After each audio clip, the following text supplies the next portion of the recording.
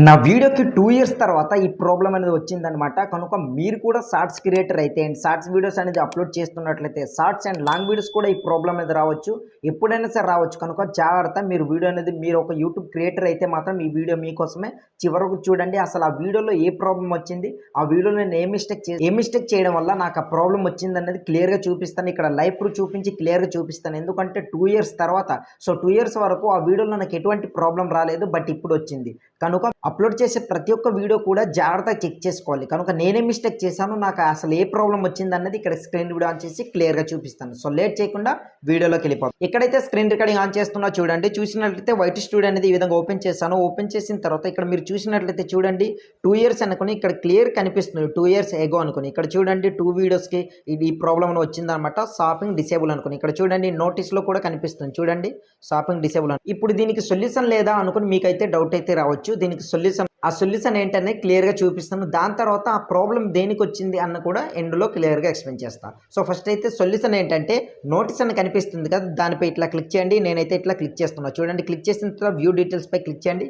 Click చేసిన తర్వాత ఈ విధంగా మీకు పాపప్ వస్తుంది. ఈ ప్రాబ్లం దేనికి వచ్చిందంటే ఈ వీడియోకి నేను ఒక మ్యూజిక్ అనేది యూజ్ చేయడం వల్ల ఈ ప్రాబ్లం వచ్చిందనమాట.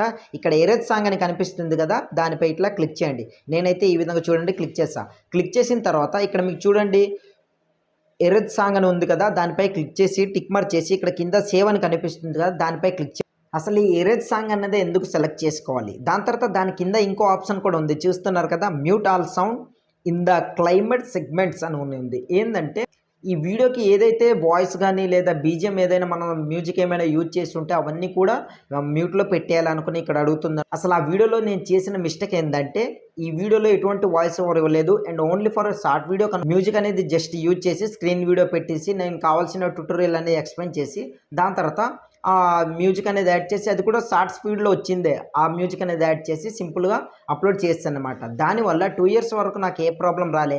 సో ఇప్పుడు ఆ ప్రాబ్లం వచ్చింది ఏంటి, షాపింగ్ డిసేబుల్ అనుకుని. అంటే దాని నుంచి షాపింగ్ అంటే ఏదైనా సరే ప్రోడక్ట్ నేను ట్యాగ్ చేసిన తర్వాత ఎర్నింగ్ అనేది అవ్వదనమాట.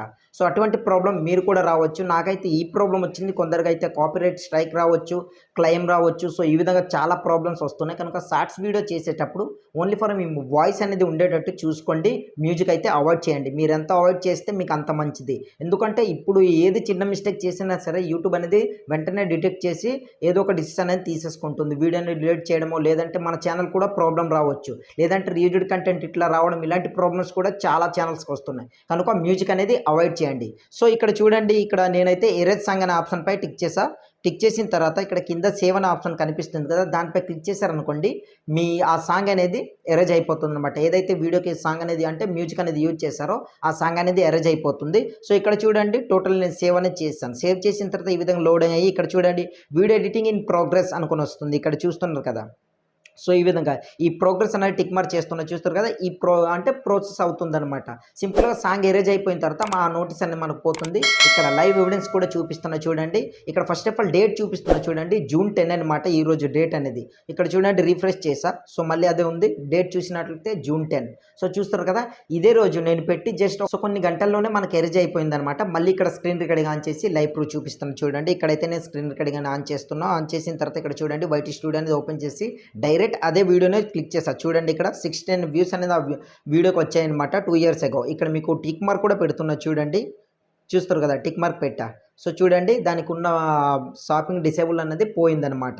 సో వీడియోపై క్లిక్ చేస్తా చూడండి. ఓపెన్ చేసి కూడా మీకు చూపిస్తాను. ఇంతకు ముందు 2 వచ్చాయి కదా, దానిపైన వీడియోకి ఉందనమాట. ఆ వీడియోపై క్లిక్ చేస్తా. క్లిక్ చేసిన తర్వాత చూడండి నోటీస్ దగ్గర ఎటువంటి మార్క్ అనేది లేదు. కనుక ఈ ప్రాసెస్లో మీరు చేశారనుకోండి మీకు కూడా ఇలాంటి ప్రాబ్లం వస్తే సింపుల్గా ఆ సాంగ్ అనేది ఎరేజ్ చేసేస్తే సరిపోతుందన్నమాట. ఇంకా మీకు ఎటువంటి డౌట్స్ ఉన్నా సరే కింద కమెంట్ సెక్షన్లో కామెంట్ చేయండి.